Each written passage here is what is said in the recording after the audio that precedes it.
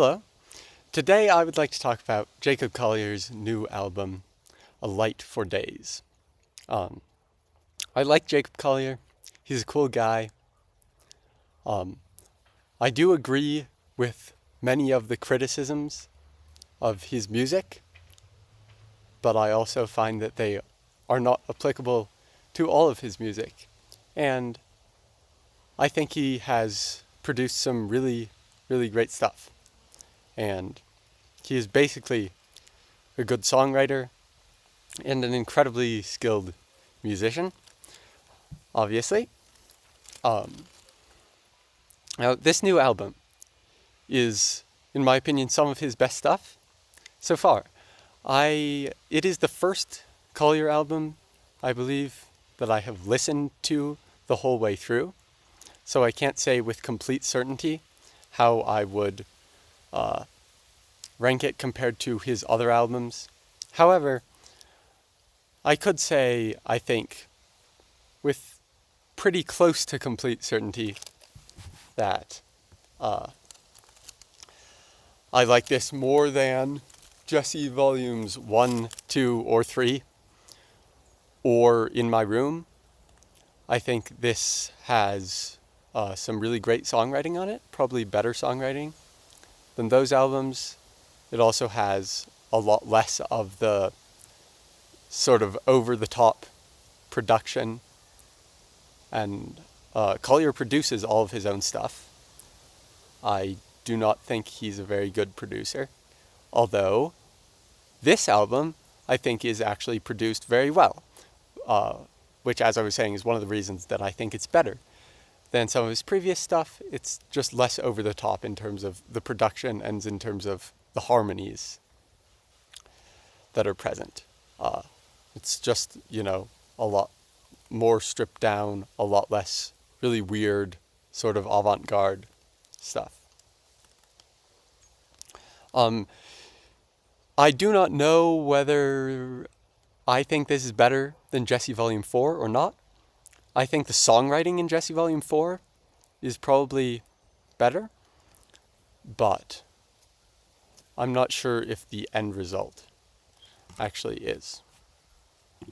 Now, the other thing I've done with this video is I actually took notes for this video, which I know I have not done in the past. I don't do that with my book reviews, but I have decided the way I want to do this is I do want to take notes when I review music. And if I review any music in the future, I will probably do the same thing. And I will still not really take notes for any other videos. Anyway, so yeah, as I said, I think this album is just harmonically really pretty. A lot less of the over-the-top or like harmonically jarring stuff that Collier likes to do. And when there are what I would consider questionable harmonic choices, they are usually concealed by the timbre, basically, just of the guitar. They're not very jarring. You just sort of hear pretty guitar and pretty voices, like background vocals. And that is what basically all of this album is. It is guitar and Jacob's voice. Some of the songs are really pretty far in that direction. It's much, as I said, more stripped down than the Jesse albums. So there are songs on here that are practically like a cappella songs. They have like him playing guitar, but a lot of the harmonic stuff in some of these songs is mostly background vocals. So in that way, this is somewhat reminiscent of his like earlier stuff, because that's what he started out doing a lot of. Collier did was a cappella, and in other ways, it's certainly not reminiscent of his earlier stuff, as I've been saying. Now, despite this sort of stripped down quality relative to his other stuff, I do think it sort of retains this characteristic smoothness of Collier's songs. And with a lot of his songs, this very specific thing. It's like very high production value, and there's a lot of like layers, there's a lot of tracks on each song. Um, and you end up with this sort of what I would call like an enveloping feeling, like you are being wrapped up in a harmonic blanket. Yeah, the album opens with a cover of a song called You Can Close Your Eyes. It's a great song, great guitar playing from Collier, great singing. I think there's a nice mix of styles uh, displayed in that song.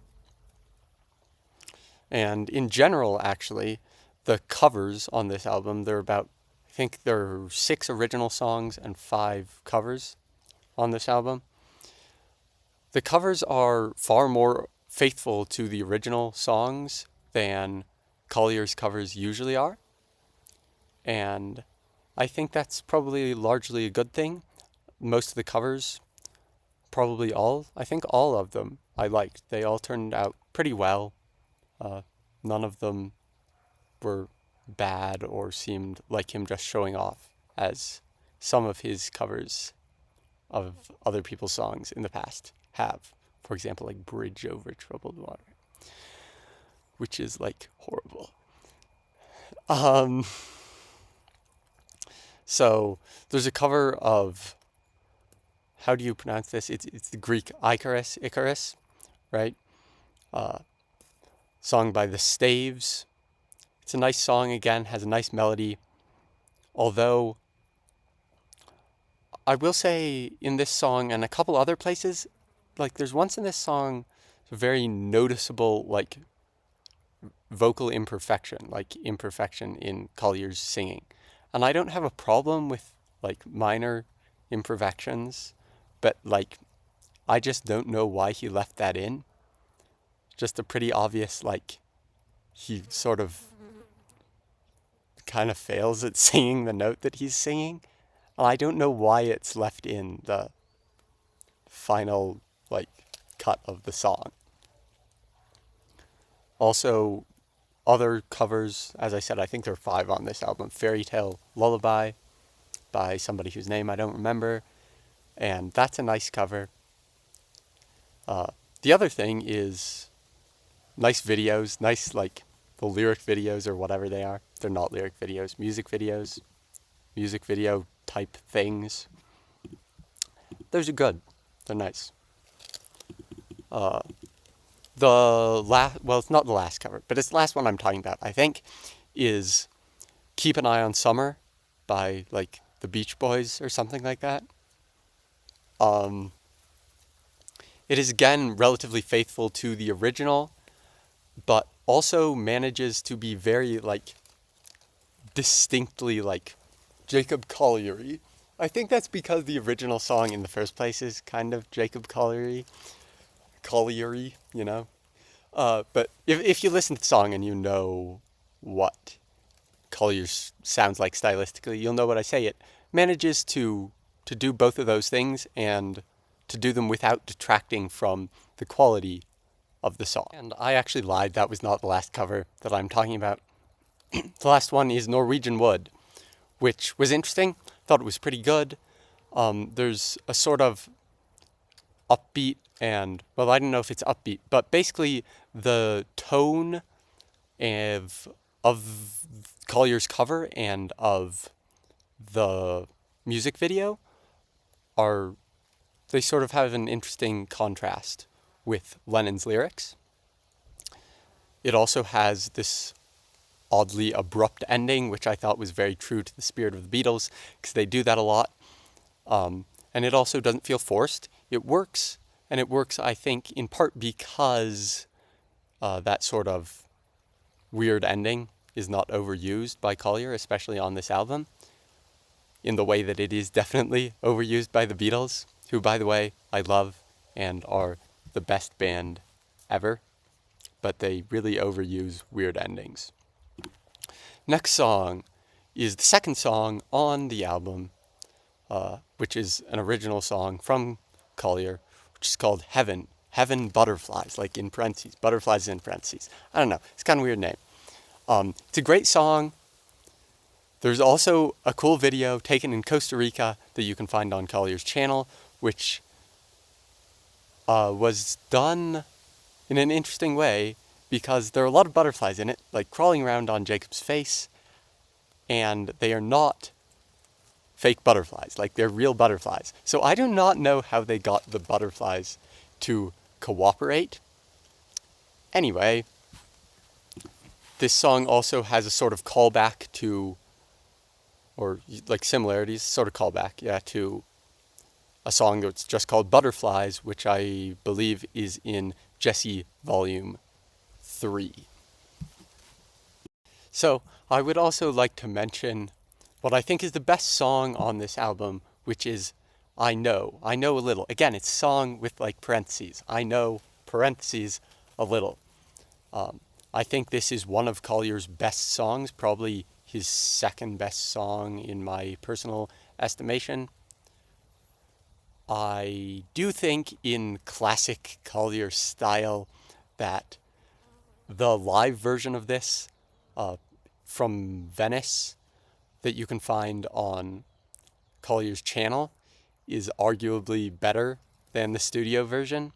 Not really sure, but nonetheless, it's an amazing song and amazing melody, amazing guitar playing. It is sung very largely like in falsetto, I believe, and I'm not really sure whether singing this song in falsetto was the right choice, but he did that.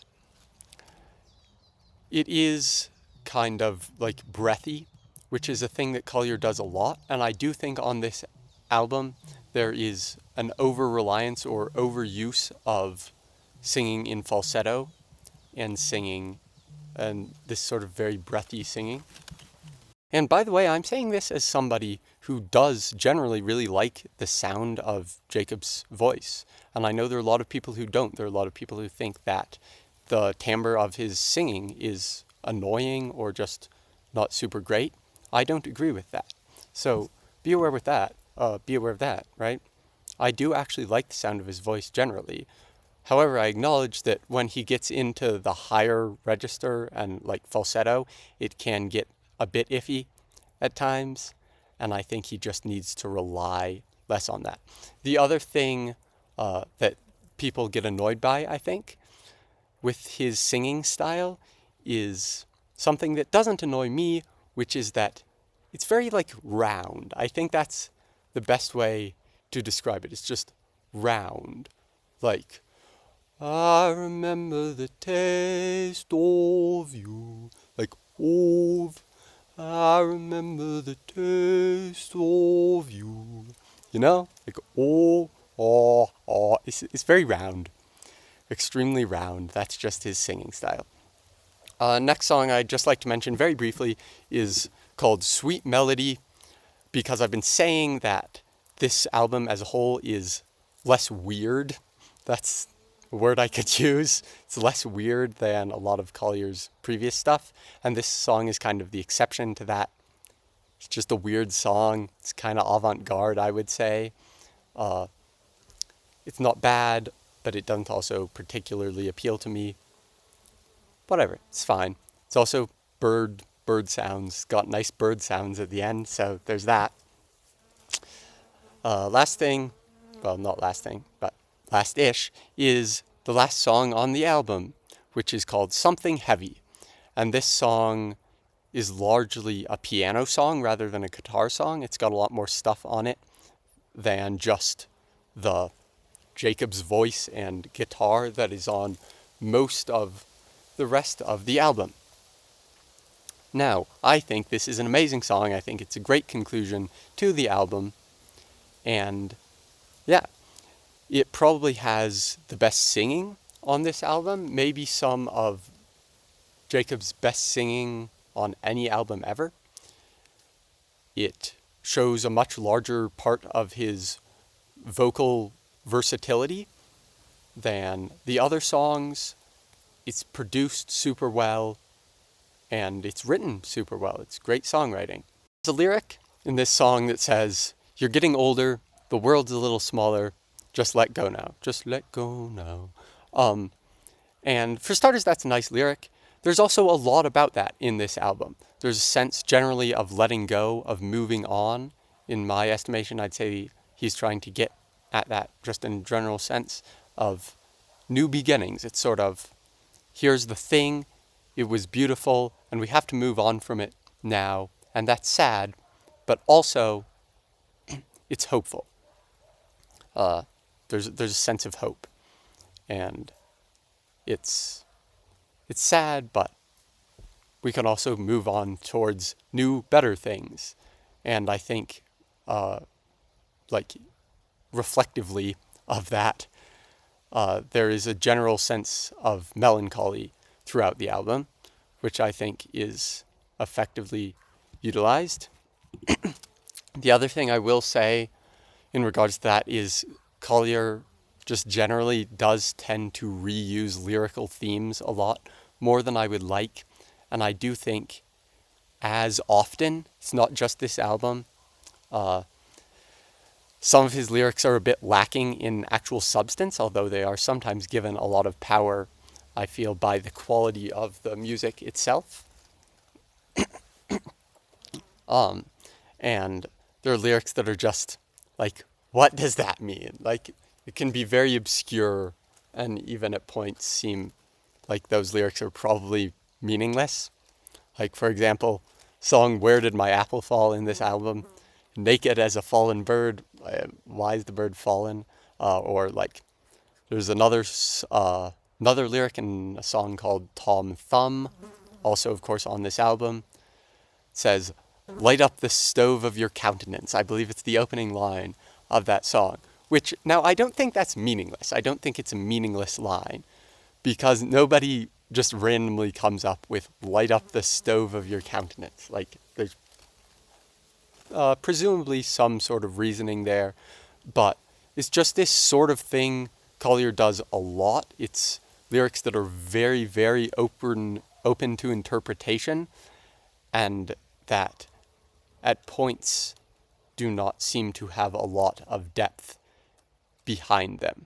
They're extremely vague, and a specific style of extremely vague that if you just listen to a lot of Jacob Collier songs, you'll know what I talk about. I do not think all his lyrics are bad. I don't think the lyrics even of the songs I just mentioned are all bad. Neither of those lyrics on their own are actually even bad. But I do think he overuses that, like, really vague, open to interpretation, sort of nonsensical at points.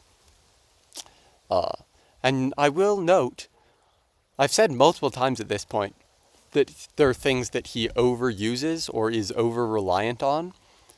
And I do think that nobody with the diversity of musical skill that Collier has, and the ability to play in so many different styles that Collier has, should really be over-reliant or overusing anything. So that's a thing. Overall, as I've said, I think this is good. I think what I was talking about earlier in terms of this sense of moving on is probably very closely related to the fact that what this album is it is Collier moving on from Jesse volumes 1 through 4. And there may be a lot of other stuff also influencing that, but that's what I sort of get from it. It's, here's a new beginning. After I've finished Jesse, I need to move on with my career. Or I think, as he's said in the past, now is when my career really starts. There's as I said, I believe, a sense of new beginnings, or of just beginnings. There's a hopefulness to the album that, if you think about the title, "Light for Days," I think that is basically what this album is. It is Collier sending a message of hope about the future, sending a message of hope towards a somewhat chaotic and, in some ways, dysfunctional world. Also, it's got a cool album cover.